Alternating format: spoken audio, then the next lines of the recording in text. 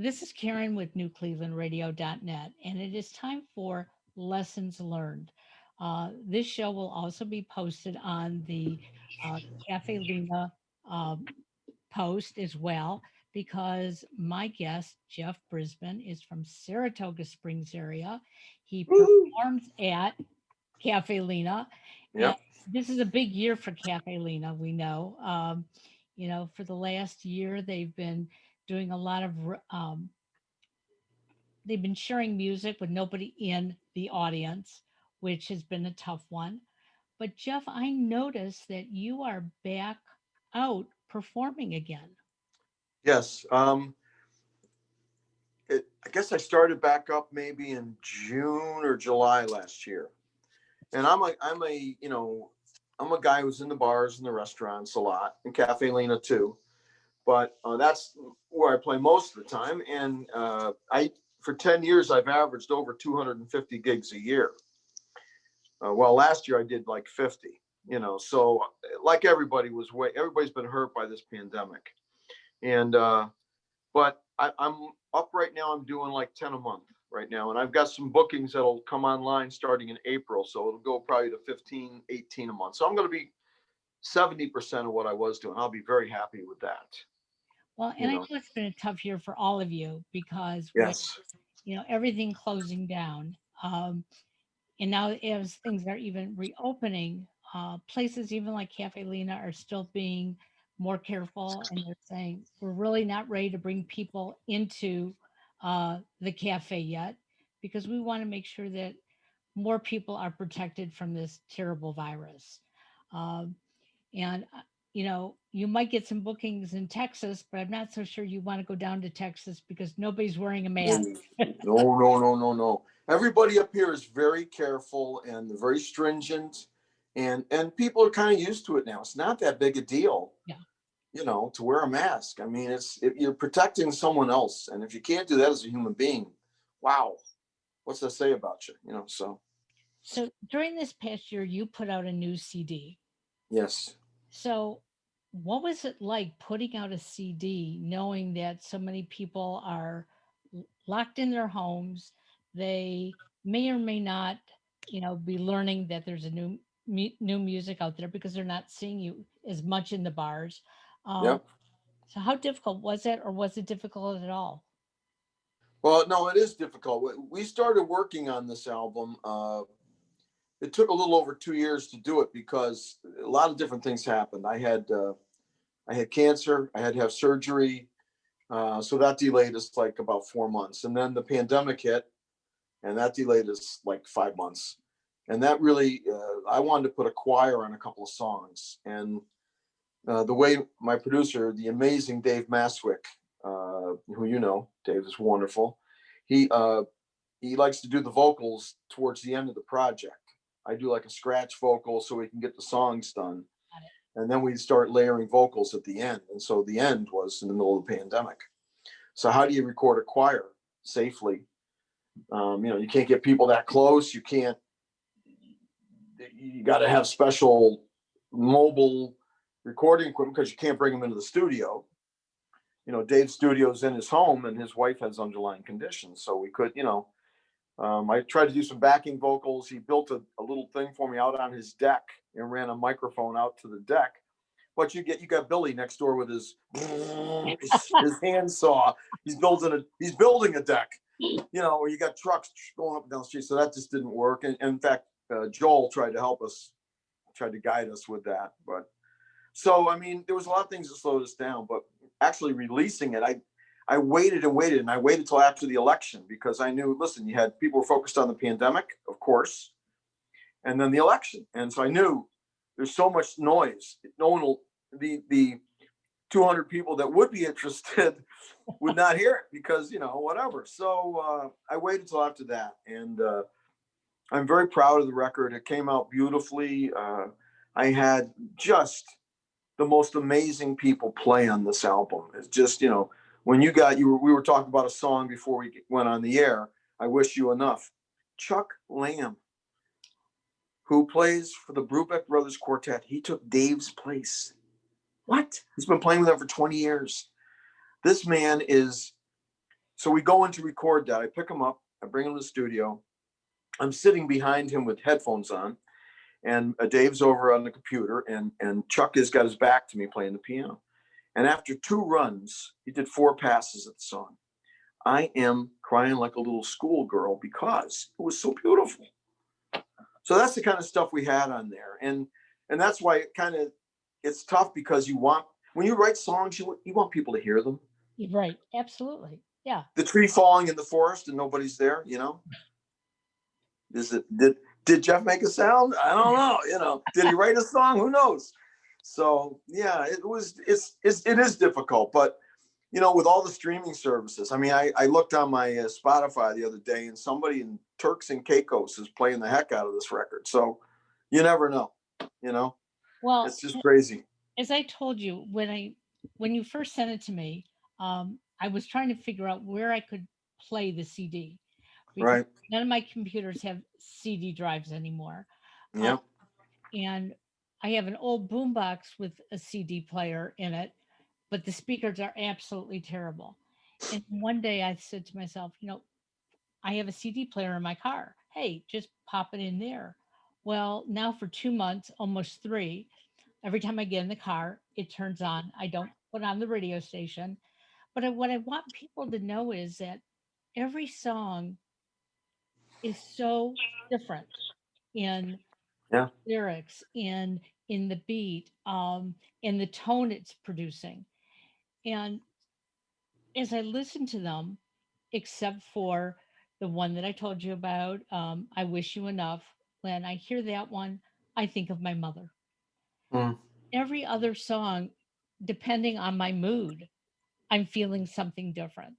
And Hmm. I love that, because it means that that song will never become stale to me.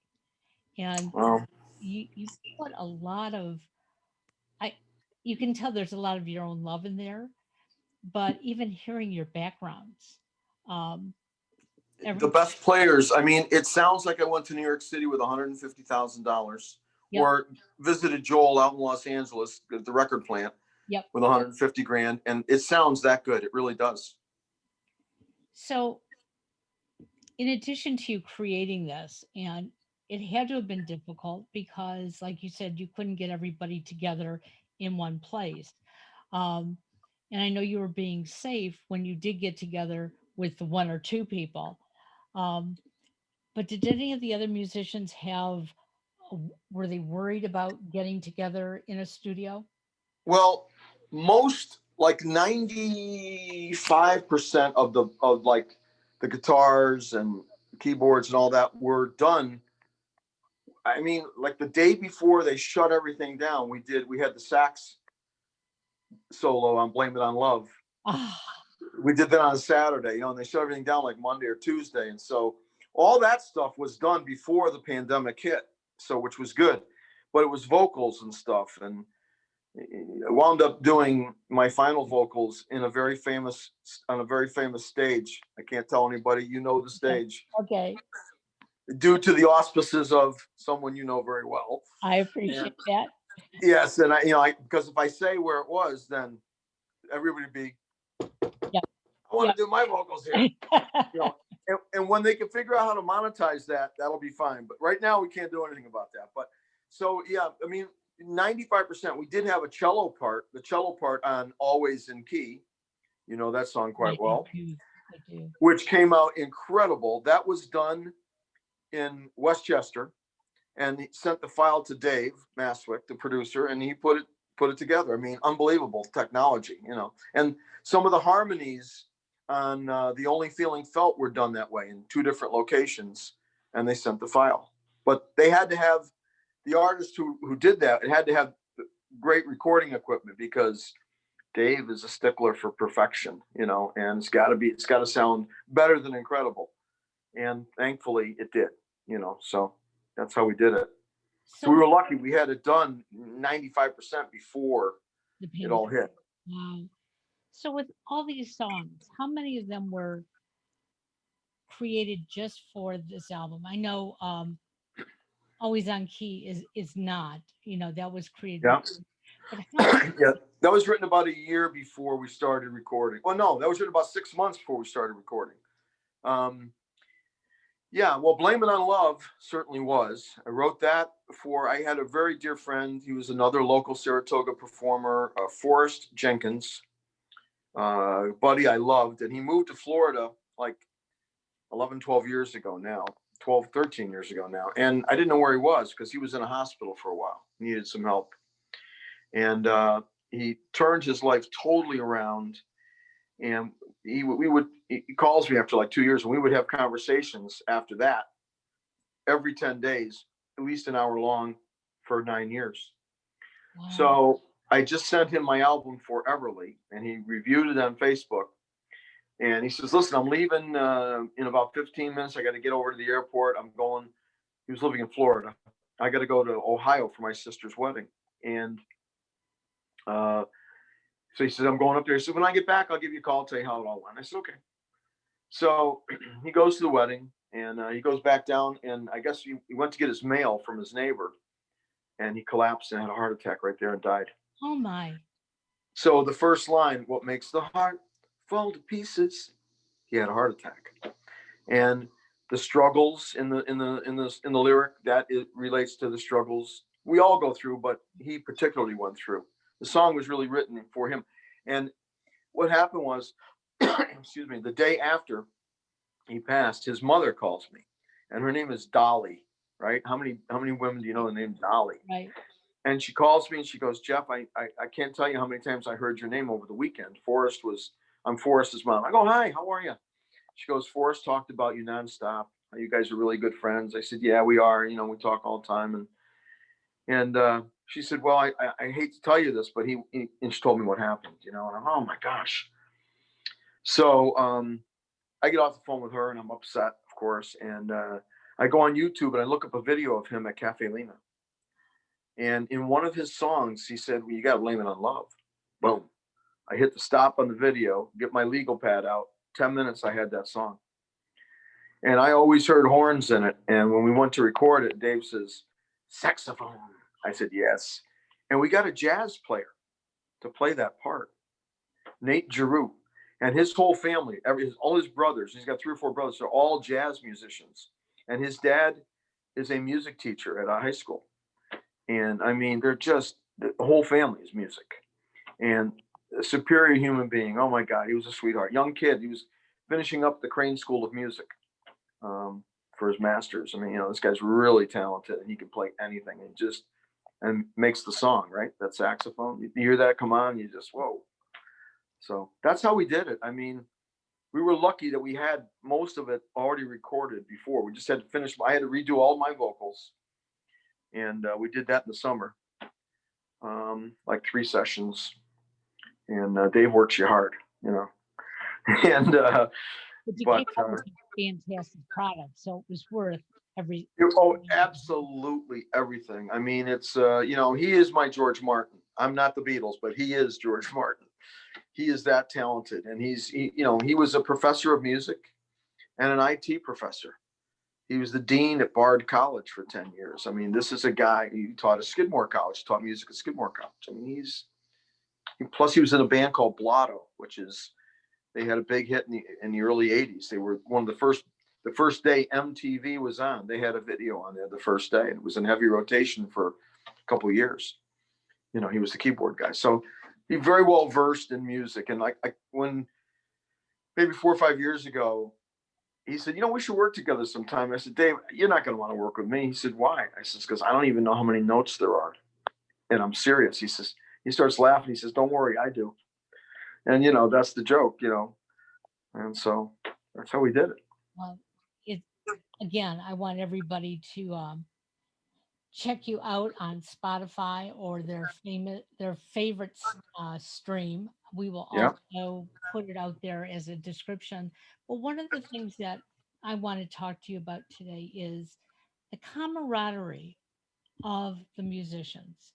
You know, it's been something that I have witnessed ever since I started working with Cafe Lena, and that is uh, it just takes one person who needs something, whether it's Yeah. back them up or lend them a helping hand or meet them at uncommon grounds and have a cup of coffee and just talk. But you all work together. It's not about ego. No, that's true. It's very true. So how do you make a living like that? Because in the rest of the world, it's all about ego. And Yeah. I know what you're saying. It is. It's, you know what?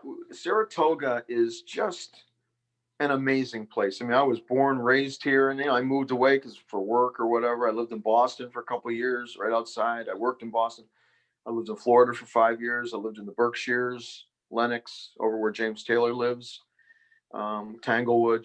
Big performance venue. The people are special in town. You've been here so many times, and the musicians, they're very given. There is no ego. I don't know anybody. When I first started doing this like 21 years ago, I said to myself, man, are you sure you want to do this, Jeff? Because, musicians, well, they're all going to be drinking and taking drugs. And I don't know anybody who's a drunk or takes drugs. I mean, who's a musician. right. I know other people, but you know what I mean? I mean, everybody is great. And we love each other. We don't like each other. We absolutely love each other. Normal times, it's a hug. It's a hug when you see somebody. I mean, I'll tell you a funny story about Joel and Rick later, but about hugging. but it is. It's just everybody we're all givers. We want to help each other, and that's going to help you in the end. It really is that. I mean, you got to put that out into the world. I believe that. Absolutely. What you put out, you're going to get back. And I just described some things to you a few minutes ago, and it's true. It's unbelievable. So we gladly do it. We love doing it. I mean, we just lost Matt McCabe, Right. who owns Saratoga Guitar. He died on January 12th. And, the weird thing was I had texted him the next day, January 13th. And I was waiting to get his text. And I go on Facebook and Rick Bolton posted that he had passed away. I went, whoa, what is that? I mean, literally, maybe 2 minutes difference in time. And, but that is a prime example of everybody coming together, sending in videos, some of them just telling a Matt McCabe story. Some of them, I wrote a song. Many people wrote songs. They performed songs of his that he loved. It was beautiful, and I'm sure you watched that, and it was beautiful. And that's who the musical community here is. And we've got one of the best communities. I was very privileged. I got to play in Woodstock this past summer. I did a private party. This is weird. Private birthday party in Kingston, beginning of August, and I thought it was going to be a lot of people, and there was only 9 people there. And I get halfway through, and I did a song by the band up on Cripple Creek. And I get done, and the lady turns around and says, "You probably don't know this, but I managed Levon Helms the last 10 years of his life, and I've run his barn for the last 7 years." I said, "What?" My eyes got really big. Yeah. And anyway, by the weekend, she had me playing in Woodstock at the Bearsville Theater, which was owned by Bob Dylan's manager. And, Todd Rundgren had his studio there. And Neil Young, Van Morris, all these people, but the Bob Dylan, the band, everybody has played at this venue. And this guy? What? This guy? No. But I did. And I went to Big Pink, and I sat in Bob Dylan's chair in the studio downstairs. It was like an aberration in my brain for like 10 hours. It was like they got me mixed up with someone else. They're treating me really nice, and I'm not doing a bar. I'm doing this, Anyway, but that's that musical community, and I felt the same vibe there. That's a beautiful place, Woodstock. I'm going back this summer, and yeah, I mean You, it's special. but you do deserve to be there because your music is that. Well, Okay. I'm getting there. Thank you. I'm trying really hard every time. You Dave and I, we're never going to reach that perfection, but we keep striving for it. yeah, And um, some of the young people today believe that, oh, I put something out and I got, you know, a million likes on YouTube. Oh, I must be a performer. It's yeah, so much more to it. Um, and there is. it's admitting when you need the help from somebody else. It's admitting when, hey, you know what? This song I wrote 5, 10 years ago, uh-uh, I got to take it and I got to, change it. Um, and also knowing when you did your best on stage and when you could have done better. Um, Oh yeah, I definitely feel that one but it's a all learning the time. experience. It's a learning experience. It And, is. It is. every day we all make mistakes. And I don't care if you're on stage or not, we're making them. But if you learn from them, that's a big thing. Yeah. Yeah. That's true. It's very true. So is Saratoga Springs healing at this point? Because I know for a while the virus wasn't there at all. You guys were like living on this little island. Yeah. All of a sudden there was this breakout. Um, and now many of you are still waiting for vaccines because vaccine is not getting, Excuse me. sure, not getting distributed as well in the state of New York as in some other places. So what do you see going forward? It's getting better. It really is. We're at a very low. We're like 2% infection rate right now in Saratoga County. Saratoga County is like 230, 240,000 people, and I think sadly we've lost. Use the word only. I mean, one is too many, but we've Right. we've only lost maybe 110 people through the whole thing. So in Saratoga County, um, they've had a lot of restrictions, rightfully so, on how places could be open. I mean, it's so sad because you see all your friends that own these beautiful places that are really struggling just to be able to. Maybe they won't reopen when this thing really does come to an end. But I think we can see the light at the end of the tunnel now. I've had my first shot, get my second one at the end of the month. It's the supply line is getting better, and they just. I was on the news the other day. Somebody said that there will be enough vaccine by the end of May for the whole country. So that's incredible. I mean, they've really ramped up everything, and I think we're going to be okay. We're finally getting a handle on this, and yeah, I'm very optimistic now. I think we're going to have a really good summer. Well, And we died last year. I mean, here this is the track draw is. I mean, Saratoga itself, it's $1 billion a year tourist industry, and that may not nationally that might not sound like a lot of money, but here it's the economic driver for the whole region. And they built all these hotels and locally and close by in all the surrounding areas to accommodate people that do come. And of course, last year, it kills the restaurants, it kills everything. SPAC wasn't open.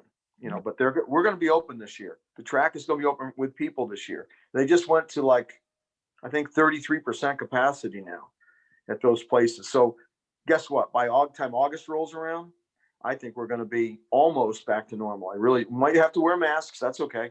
it's fine. But Yep. I think we're going to be okay. I really do. I think the government has finally got a handle on it. And listen, no one knew how to handle this thing. Right. I mean, we never had anything like this happen. And they made movies about it, but nobody had to really experience it. And so um, we're going to be so much better prepared the next time it happens, which it probably will again in 5, 10 years, whatever. We know how to do it now, and it's just going to fortify us and make us stronger. I think the U.S. is going to do just fine. Well, I think one of the things we've learned um, up until this happened, if you were working in an office, but you were ill, but your employer expected you to come to work, you came Yeah, and you were sneezing and you were coughing and you were touching things and we were spreading germs. Okay. And I think now we've realized that, wearing a mask, is one way of not spreading those germs. But maybe on those sick days, we should really be staying at home, taking care of ourselves, and not spreading our viruses and other germs around. And I know I've gotten that way. I work out of the house on the weekend, and about 3, 4 weeks ago, I knew it was allergies, but I was sneezing and coughing continuously. And I did not go into work because I knew people would suspect. oh yeah, I wasn't going to give anybody a reason, to be afraid of me. Um, and I just told the manager, look, this is not a good thing for me to do. And he said, you're right, because if it's not allergies, you're really spreading something. So yeah. hopefully we're all going to learn from it and um, get get better at taking care of ourselves and each other. Yeah. And I worry about what's going to happen to commercial real estate, because we found out you didn't have to be in the office and you can still be productive. So the way we work is going to change, I think, Absolutely. in a lot of ways. Well, That you can be home listening to music.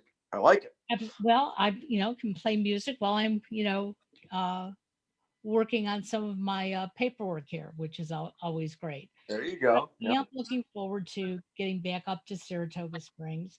I just had a short conversation with my brother the other day, and I said last year we really thought on May 11th we were going to surprise him, knock on his door, and say, "Hello, we're here." And it didn't happen. And I told him not to expect it this May 11th, but sometime in 2021, we need to be up in Saratoga Springs to see family, extended family, friends, and hear your music. So I'm Beautiful. We'll go out to dinner. hey, I love it. Absolutely. And there's great food in Saratoga Oh Springs. yeah, that's a great place. It's the best. It's just the best. So tell everybody, what is the name of this new CD? So the name of the album is "Blame It on Love," and it's 10 songs.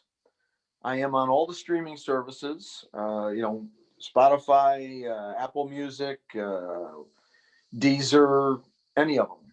Pandora. I'm on Pandora now, which is nice. Okay. And you can buy the music if you want. No, like I just read 9% of music was purchased last year. 9% out of 100%. 83% was streaming. So, as an artist, we don't make any money streaming Right. unless you do 300 million. And if you do 300 million plays, you probably make $50. But, the executives at those companies make the money. But you know what? At this point in my life, I just want people to hear my songs and at least have the opportunity to be able to do that. So that's important to me. I have sold multitudinous copies of this, though. And it was in a couple stores one store downtown, Celtic Treasures in Saratoga, Paul O'Donnell's amazing store. And he sold out 3 times. So that tells me there is still a market for, maybe it's a demographic thing, age-wise. But some people still like to own it. You can put it in your car like you did. Yep. And you can get it on cdbaby.com. You can buy a physical copy, or you can get a hold of me, jeffbrisbin.com. And I have 3 albums out now. I got Uncharted Waters, Foreverly, and Blame It on Love. But this one, I think it seems we've had a progression in every album. It seems to get, in my humble opinion, better and better. And it certainly feels that way from the artist side. I've got amazing people around me that help me.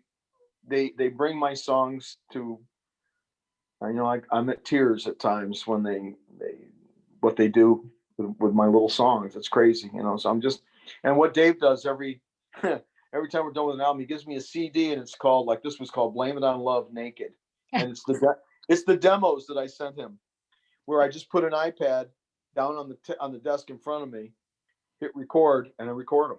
There's no nice microphones or anything, so they sound like this. Blame it on love, and he does that just to give me a little jab. He says, "See what I did with your songs?" And rightly so. We know he's amazing, and we know you Yes. are as well, because he Wow. wouldn't be working with you if he didn't think you had the quality. That's true. He will not work with just anybody. That is very true. He's turned a couple of my friends down, sadly. Yeah. Yeah. Well, give my love to everybody in Saratoga I Springs. will. It's They wonderful seeing you and talking with you. face to face, absolutely. And keep listening, because I wish you enough. Thank you. I love that. Have a great day. I will. Thank you. Bye.